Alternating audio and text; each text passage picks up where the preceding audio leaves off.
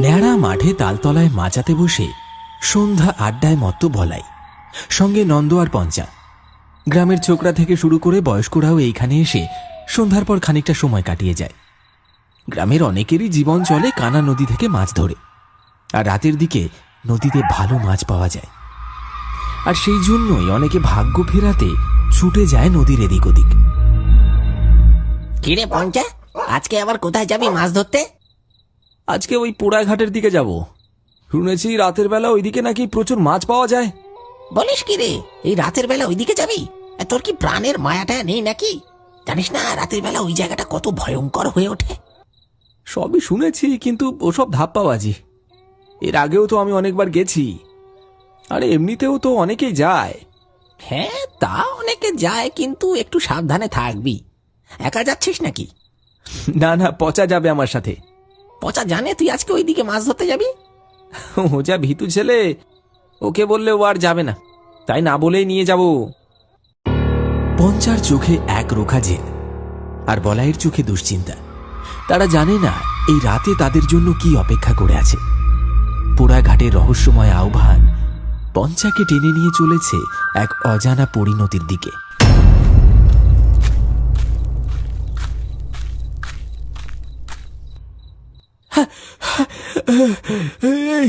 তোরা এখানে আড্ডা মারছিস, আর আমি সেই থেকে অপেক্ষা করছি চৌরাস্তার মোড়ে। ভাবলাম তোরা বুঝি চলে গেছিস। পচার দিকে তাকিয়ে পঞ্চা আর বলাই একে অপরের দিকে মুখ চাওয়াচাওয়ি করে মুচকি হাসল। আরে বাবা, একটু গল্প করছিলাম, তুই এসে গেছিস, চল এবার। কিরে পচা, এই রাতের বেলা কানা নদীর দিকে যাচ্ছিস যে? তোর তো ভূতের ভয় লাগে। আসলে পঞ্চা বললো আজকে নাকি ও আমাকে একটা ভালো জায়গায় নিয়ে যাবে, সেখানে প্রচুর মাছ ওঠে, তাই যাচ্ছি।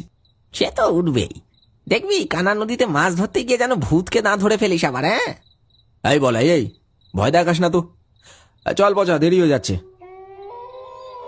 ভূতের নাম শুনেই পচার মনে খচখচ করতে থাকে। মনোহর দাদুর মুখে অসংখ্য ভয়ঙ্কর গল্প শুনেছে সে, কিন্তু পচার উপর তার ভরসা আছে। পঞ্চা এসব বিশ্বাস করে না, আর সে সাহসী ছেলে। দুজন মিলে হাঁটতে শুরু করে কানা নদীর দিকে। গ্রামের শেষ বাড়িগুলো পেছনে ফেলে তারা যখন নির্জন মেঠো পথ ধরে নদীর দিকে এগোচ্ছে, তখন চারিদিকে ঝিঁঝি পোকার একঘেয়ে ডাক ছাড়া আর কোনো শব্দ নেই। আকাশের চাঁদটাও তখন পাতলা মেঘের আড়ালে ঢাকা, তাই টর্চের আলোতেই ভরসা।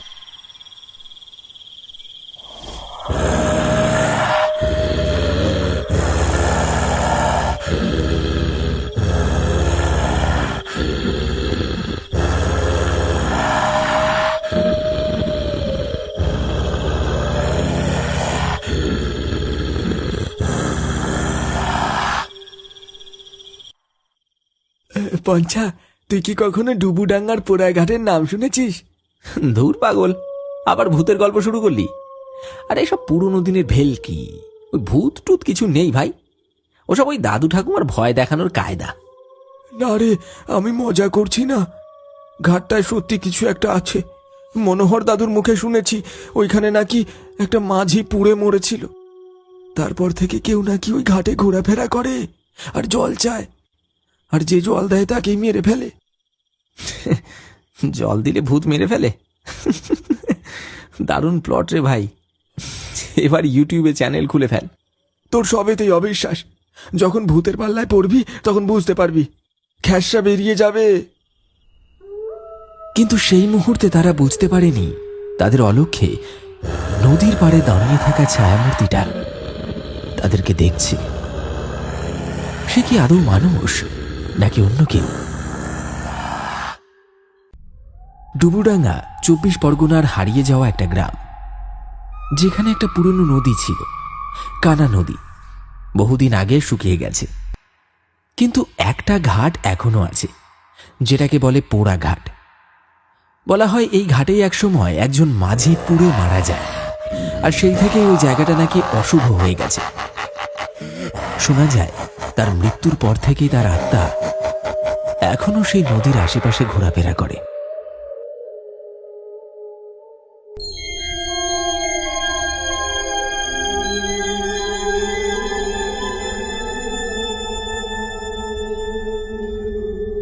কিরে, এমন গম্ভীর মুখে দাঁড়িয়ে আছিস কেন? তোকে দেখে তো মনে হচ্ছে কিছু একটা টের পেয়েছিস। দেখ ওইদিকে, ঘাটের একেবারে ধারে জল ধস নেমে যে জায়গাটা কাদার পাহাড় জমেছে, সেইখানটায় কেউ বসে আছে। কোথায় রে? আমি তো কিছুই দেখতে পাচ্ছি না। কুয়াশার ভেতর বসে আছে, মুখ দেখা যাচ্ছে না, কিন্তু একটা কালো কম্বল গায়ে ঢাকা, একদম নড়ছে না রে, যেন পাথরের মূর্তি। আমি বলছি পঞ্চা, ওটা ওটা মানুষ না। ওর বসে থাকার ভঙ্গি দেখ, মনে হচ্ছে না ওটা কোনো মানুষ। তুই আবার শুরু করলি। হয়তো কোনো জেলে হবে। কুয়াশায় এমনিতেই সবকিছু অদ্ভুত লাগে। হঠাৎ পচা আর পঞ্চা দেখতে পায় নদীর একেবারে শেষ সীমানায় পোড়া ঘাটের ধারে কেউ একজন বসে আছে। শরীরটায় নড়াচড়া নেই, যেন পাথরের মতো স্থির।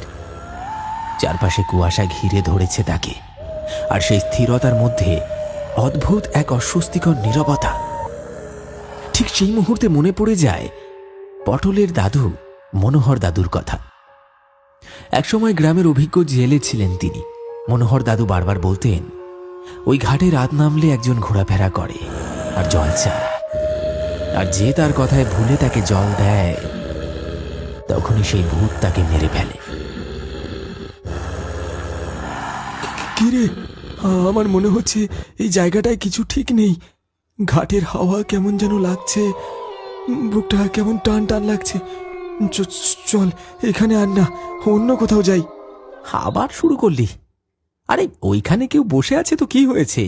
নিশ্চয়ই কোনো জেলে আমাদের মতোই মাছ ধরতে এসেছে। আরে কুয়াশায় সবই তো ভয়ানক লাগে।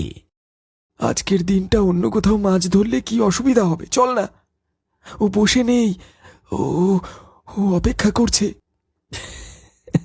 চুপ কর তো, ভূত ভূত করে মাথায় তুলিস না। পুরনো গ্রামের কুসংস্কার এসব। ভয় পেলে বাঁচা যায় না, বুঝলি? আমি যাচ্ছি, যা ইচ্ছে তুই কর। পঞ্চা পচার কথা না শুনে আরো কয়েক পা এগিয়ে যায়।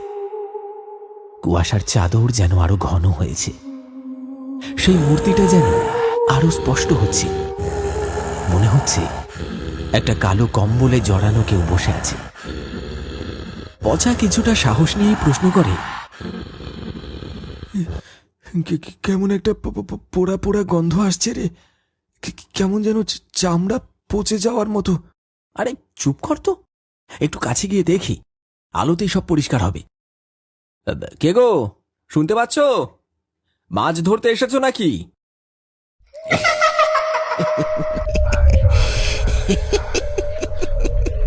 কয়েক মুহূর্ত সব চুপচাপ।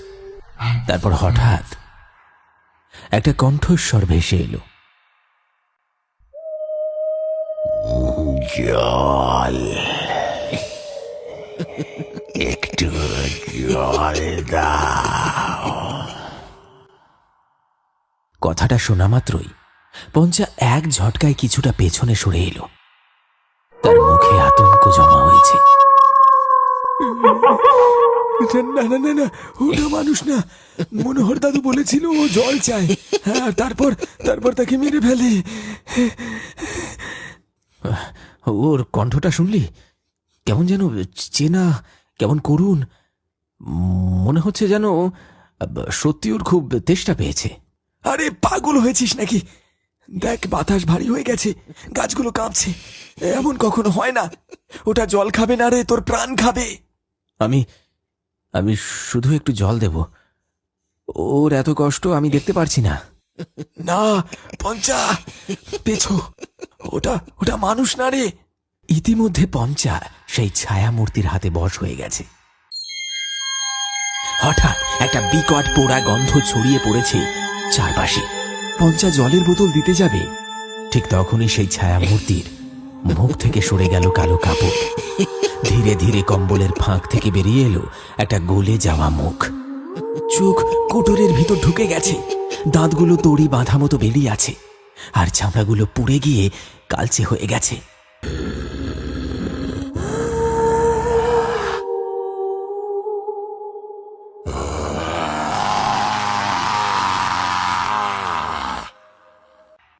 ও মাগো, এই যে সেই ভূত! পঞ্চা, পঞ্চা, পালা এখান থেকে! জল দিয়ে আমার তেষ্টা মিটবে না, তেষ্টা মিটবে তোদের কাঁচা রক্তে।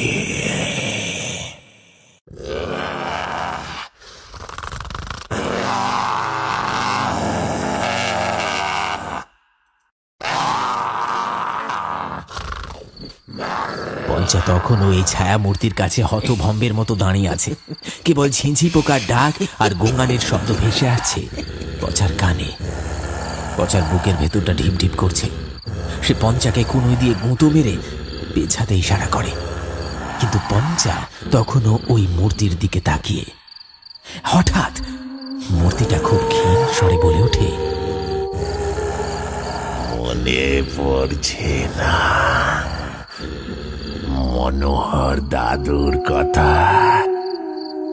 যে জল দেয় আমি তাকেই মেরে ফেলি।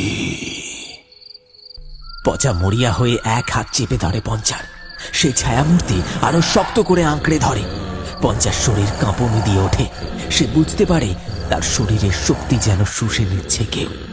তার চোখ বিস্ফারিত হয়, আর সে চিৎকার করার চেষ্টা করেও কোনো শব্দ করতে পারে না।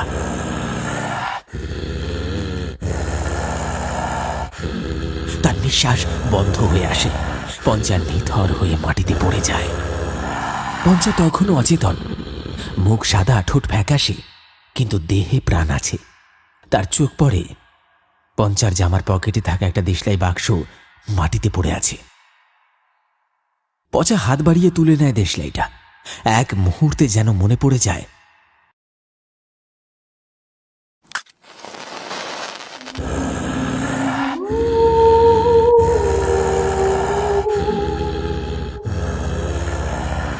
একদিন এই আগুনে পুড়ে তুই মরেছিলিস, এখনো তোর মুক্তি হয়নি। আজ তোকে আবার পুড়িয়ে মারবো।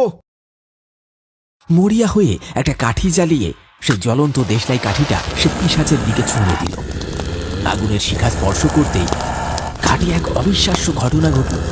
শুকনো হাড়গুলো যেন জল জল করে জ্বলে উঠল এক তীব্র লালচে আভায়।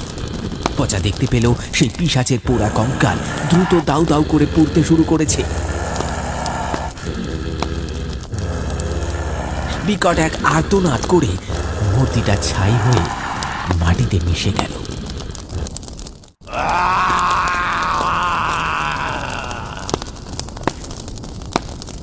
এক ঝলক পোড়া গন্ধ আর ধোঁয়া ছাড়া আর কিছুই অবশিষ্ট রইল না। পচা পঞ্চাকে নিয়ে তার কুঁড়ে ঘরে ফিরে। পঞ্চাকে চাদর দিয়ে জড়িয়ে দেয়। তারপর 1 ঘন্টা পরে পঞ্চা ধীরে ধীরে চোখ মেলে। আমি আমি কোথায়?